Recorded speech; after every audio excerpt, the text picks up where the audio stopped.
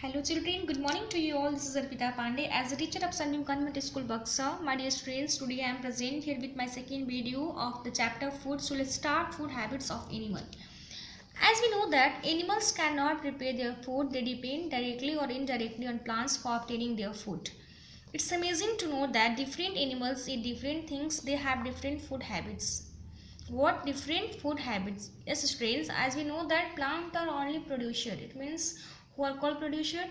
Plant are called producer because they are able to make their own foods. That's why they are called producers. So it means what? Animals cannot prepare their food. They depend directly or indirectly. On what? They depend directly or indirectly on plants. For which purpose? For what purpose? They depend directly on for food. Okay, so according to this basis of the food habits, animals are divided into the three categories. How many categories? Three categories. So what are the three categories? First category is herbivorous animal. These all are the picture of herbivorous animal. Just you can see here deer, giraffe, cow and goat. So these all are the example of herbivorous animals. So what is the definition of herbivorous animals? It means those animals that eat what? Those animals that eat only plants and plant products that are called herbivorous animals. So the word herbivorous has been derived from which word? Herbi.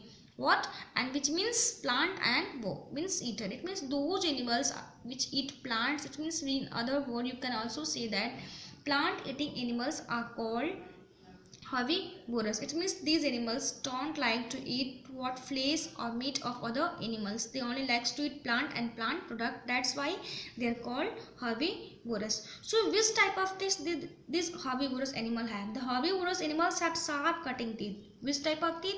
They have sharp cutting teeth in front and flat grinding teeth at the back. That's why they are called herbivorous animal. Now next you can see the picture of carnivorous animal. These all are the picture of carnivorous animals. So just see tiger, lion, snakes. So animals that eat flesh of other animal that are called carnivorous animals, and we know that these animals don't like to eat plant and plant product. They eat only flesh and meat of other animal. That's why they are called carnivorous animal. It means you can also say that flesh eating animal are called carnivorous animal. Some animals such as house, lizard, they are also what? Carnivorous. Why? Because they catch insect with their long tongue and what? And snakes also sometimes swallow whole animals like frog, rats and even small snake with their small teeth.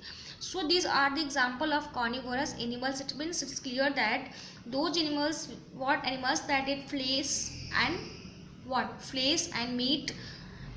Animals that eat flesh of other animal are called carnivorous animal. You can say. Now the next omnivorous animals. It means those animals who likes to eat both. Those animals that eat flesh of other animals and also plant. They are called omnivorous. You can see picture bear, crow, what? Bear, crow, sparrow, mosquito and leech. These all are the example of what? Omnivorous. It means animals that eat both flesh of other animals and plants. That are called what? Omnivorous animal. The word omnivorous has been derived from word omni. It means both plant product also and flesh also. That's why they are called omnivorous animals. Now parasites. It means animals which depend on other living organisms for obtaining their food. Just you can see here parasites. It means what? Animals which depend on other living organisms for obtaining their food. It means for their food, to get their food, they depend on what? Animals which depend on other living organisms for obtaining their food. It means to obtain their food, they depend on other organisms. That's why they are called parasites. So what are the examples? Just you can see here mosquito, fleas, leeches. These all are the example of the what? Which animal? This one. This is the definition parasites. So now let's start food chain. What is food chain? It means what does food chain represent? It means know that a chain who says what? A chain who shows who eats whom in the environment, that is called food chain. This is the picture. Just you can see here grass, grasshopper, frog and snake. It means all here what? This is the example of food chain, and all organisms are dependent on other for their food. It means as we know that snake will what? Attack to the frog, and after that frog is dependent on grasshopper and grasshopper will be dependent on the grass. So these all are the food. It means a food chain shows that how each living organism gets its food in a specific environment, and how a grasshopper, just you can see here, a grasshopper, it's grass. What grasshopper? It's grass, you can see. And what, and eaten by, and after that it is eaten by what? Frog, and frog is eaten by a snake. So this is the food chain. It means what is food chain? A food chain represent that who eats whom in the environment. What is food chain? A food chain represent that who eats whom in the environment. So all these organisms are dependent on other for their food. It means they are dependent on each other. Now next, food culture of India. What is the food culture of India? It means, as we know that food is consumed according to the lifestyle of a person. India is known as a what? For its love for food and spices, and Indian food varies from region to region, reflecting the varied population of the countries. It means what? Food culture of India. What are the food culture of India? It means in our India there is a different type of food. So which type of food we eat in the different type of state, or in which country, which type of food people likes to eat. So food is consumed according to the lifestyle of a person. It means people likes to eat food according to their lifestyle. India is known as for its love for food and spices. It means we know that in India there are different varieties of food and spices material are found. And we also know that Indian food varies from region to region, reflecting the varied population of our country. So there are different ways of cooking. It means there are different methods by which we can cook food. It means there are different ways of cooking food in India.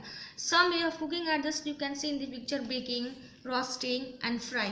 These are the method by which we can cook food. It means there are different ways of cooking food in India, and some ways are just, you can see in this picture. Just see, frying, baking, roasting, these all are the example. Okay students, now your first chapter is completed, and after that we have to do question answers. So we will do question answer in the next video. Okay students, just do revision. And one thing more children, just I would like to remind you that Hindi version is not allowed to explain in standard 6 because you are senior students of standard 6. So that's why I'm explaining all the topic only English to English. But if you have any type of confusion, it means if you're not understanding the problem, if you are not understanding the answer properly, then you may write the answer in the comment box, that then you please translate that all the meaning in Hindi. Then I will try to just make you understand all the things in Hindi. But as you know that you are the senior students of standard 6, so it's not allowed in your schools to explain whole word in Hindi. That's why it's not possible. Okay students, that's all. Thank you and have a wonderful day.